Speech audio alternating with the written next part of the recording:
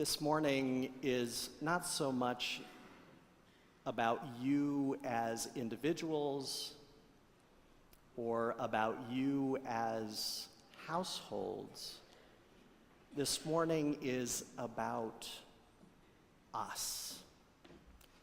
And what I have received from the Spirit about us is incomplete at this point. So this morning, it may be hard to tell whether this sermon has anything to do with your life out in the world. And though it will be a statement of the challenge before us as us, it may not be one that actually has any solutions to the problem. I am not there yet, so if nothing else, I offer this up coveting your prayers and your thoughts as we figure out us, in Jesus' name. So it is probably important to realize that as the living voice of Jesus is speaking this story all over Christendom this morning to who knows how many different congregations of Jesus' people, as this story is being told, it's probably important for us to remember that it is a story. It is a parable. The living voice of Jesus is not trying with this parable to describe for us the facts of heaven and hell, not trying to give you some sort of biblical cosmology about how you get to one and how you avoid the other. That is not the point of this parable. If nothing else, I'm fairly certain that the Spirit of Jesus is telling us this parable not so much to describe what hell is like, but to scare the hell out of his audience, which includes us, especially those of us who are people of almost unprecedented, unimaginable privilege. The wealthy man in this story, this parable, is very, very privileged. He eats what he wants. He drinks what he wants. He wears what he wants. He lives where he wants. He goes where he wants. And the essence of his privilege is he never has to check with anyone whether any one of those desires can or cannot be fulfilled. The wealthy man's life is so selfish, so self-centered, so self-referential, as if no other human being exists or matters. He is so obsessed with satisfying his own desires and actualizing his own dreams that he either does not see or does not care about the poor, sick, lonely man who is literally right at his door. When Jesus and I started wrestling in these words early in the week, a memory came immediately to mind. And I don't know if that was just me thinking or if that was something that Jesus brought up for me to wrestle with and chew on. It can be hard to tell as mainline Protestants. Our Pentecostal brothers and sisters would have absolutely no problem saying, Jesus told me something. Us Protestants kind of say, well, he might be telling me something, and that's why I'm sharing it, so that we can wrestle together. This is the memory. I was visiting a big, fancy downtown church. It doesn't matter which church Doesn't matter which denomination, it doesn't matter even which downtown. But I was definitely the odd man out. I did not belong there. And it was a great big, huge stone, glorious temple. And the front entrance was just massive. The doors were just absolutely massive and clad in bolts and stone, and it was beautiful. And you could tell that what the people of God in that place had desired, that as folks were coming in, they would be drawn into an experience of the transcendent, an experience of God in God's glory, God's bigness. And it just so happened that on the long pathway that led from the entrance to the church's grounds to the church itself, along that pathway were seated people on the ground. And I noticed them. They jumped out at me. One was an elderly grandpa, and his eyes were clouded. He was blind. And then next to him was a mom who had a couple kids playing around her, and next to them was a little frail grandma whose hand was obviously withered. And as I took in the glory and the sadness, I noticed that the people of Jesus just marched right on by. All of these obviously needful people on their way to the great big glorious entryway to the experience of a transcendent God. They maybe didn't see them because they were so used to that being the way things are. And what was even more terrifying to me is maybe they didn't care. Maybe they didn't even care. They were so fat on God's grace that they were just making a beeline for the buffet of sacraments, ignoring the Lazarus who was literally sitting at the door, this great big glorious door, of a church.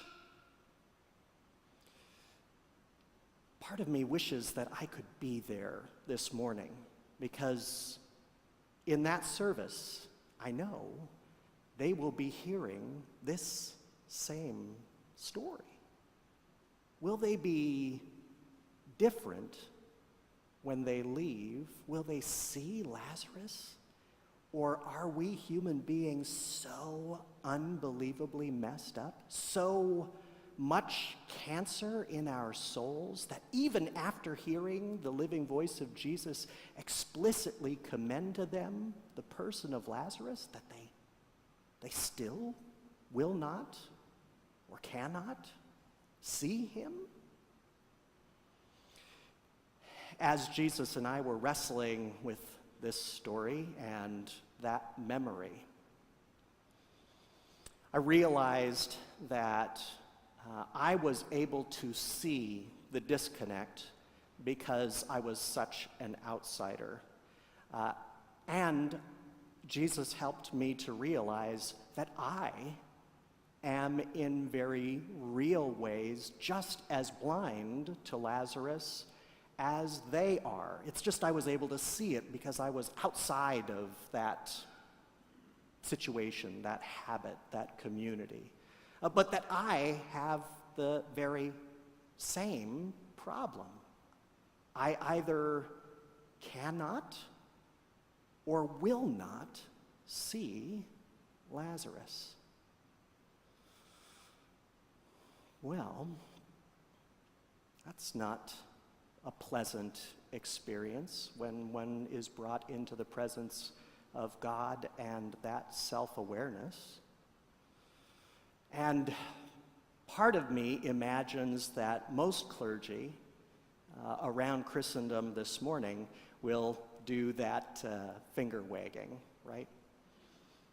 They will say, if you know where your next meal is coming from and you have a roof over your head this evening, that you are considerably wealthier than the vast majority of people in this world today. And then if you are wealthy among the wealthy, you should be giving more of that money to care for Lazarus, to see him and serve him and bless him and free him. You should be doing more of that. And I bet by that kind of guilt tripping, clergy will be able to wring a few more dollars out of the people of God. But where Jesus is really kicking me right square in the pants this morning is, even if we guilt you into giving more to church, is the church actually using its wealth to serve, well, first to see, and then to serve and welcome and set free the Lazarus at our door? Well, that got me thinking, oh my goodness. What if it's not that you as an individual are the wealthy man or the wealthy woman who is ignoring Lazarus? What if the church is the wealthy man? What if not so much you as an individual, but us as a people?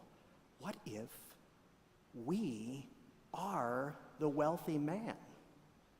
And though that possibility that we are the problem, is encapsulated in my imagination by the memory of that walk to that glorious church's glorious door, past those in need, past Lazarus. Even though that's encapsulated for me in that moment, that truth that the church could be the wealthy man is a truth that is much larger. You see, friends, the story, the parable that Jesus, the living voice of Jesus, speaks to us this morning may not be factual, may not be describing a real Lazarus and a real wealthy man, but God help us, the story could be true. It could be truer and more uncomfortable than any of us really care to admit.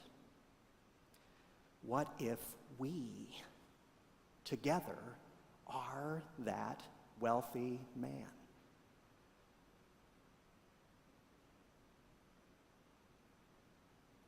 Last week, the living voice of Jesus told us the story about a shrewd money manager and commended the example of the shrewd money manager.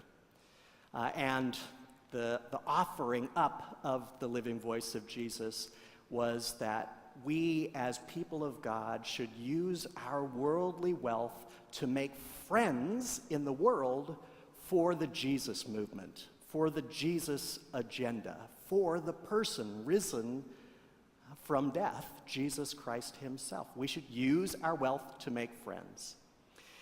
Now, if you put that all by itself in the hands of a capitalist, and I'm pretty happy as a capitalist, if you put that in the hands of a capitalist like me, well, it would very easily become something like this.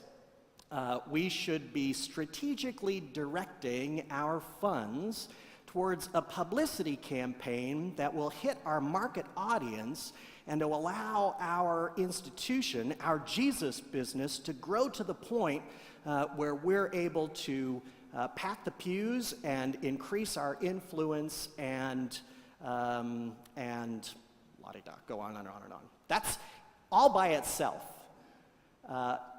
For a capitalist like me, making friends for Jesus can turn into a tool for institutional aggrandizement. That it's all about finding our niche in the Jesus business and really taking this baby for a spin. This morning's parable serves as a counterweight to that push to use our worldly wealth to make friends for the Jesus movement.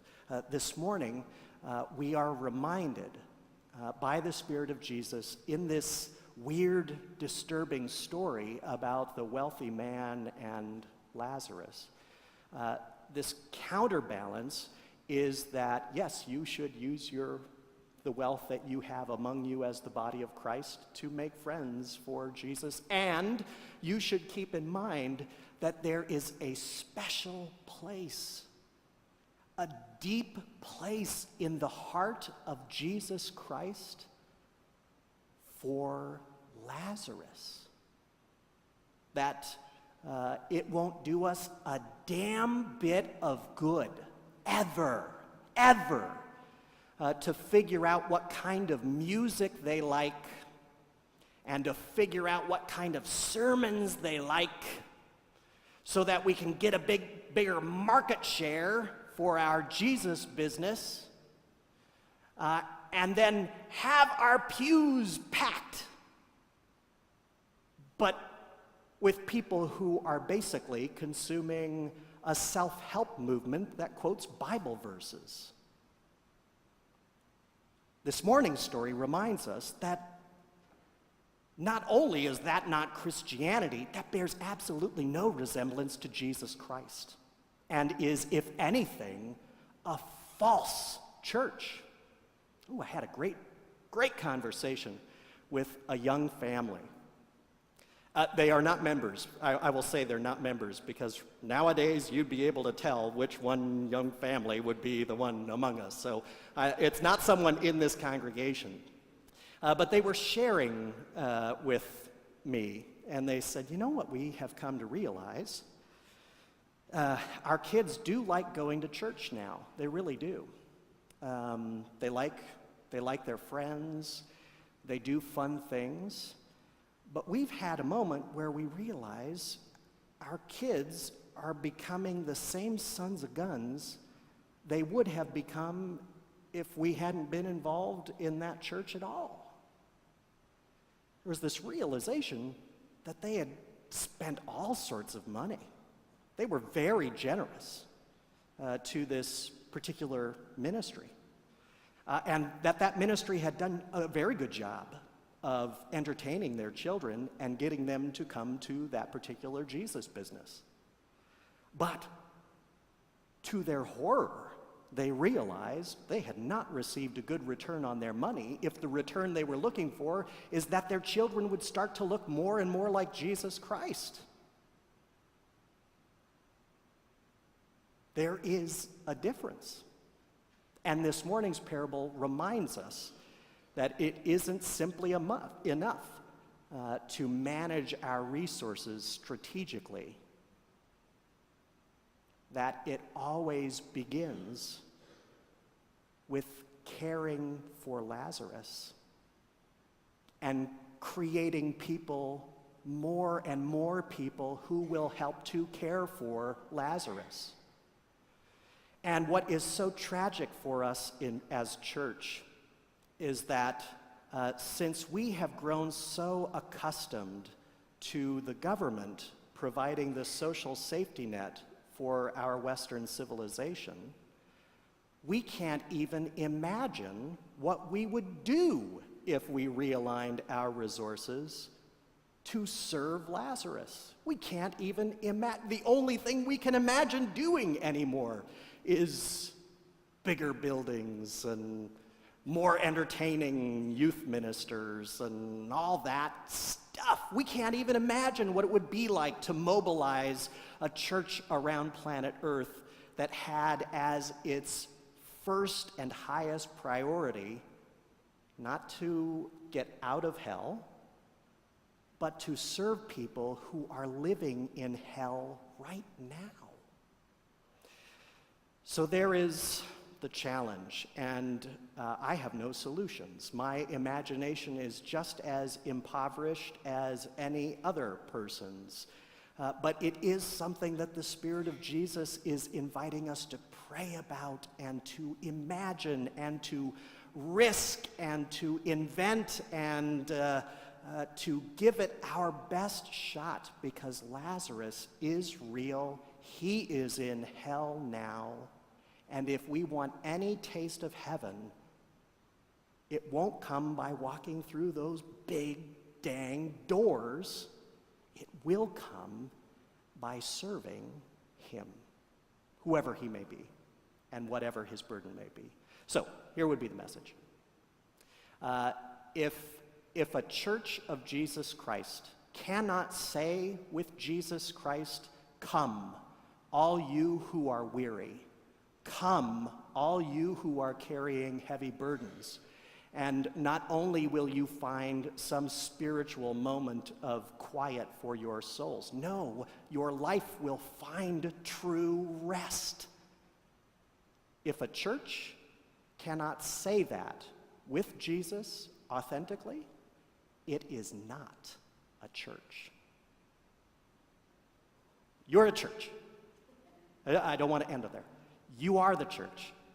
I'm just saying, we've got some praying to do together.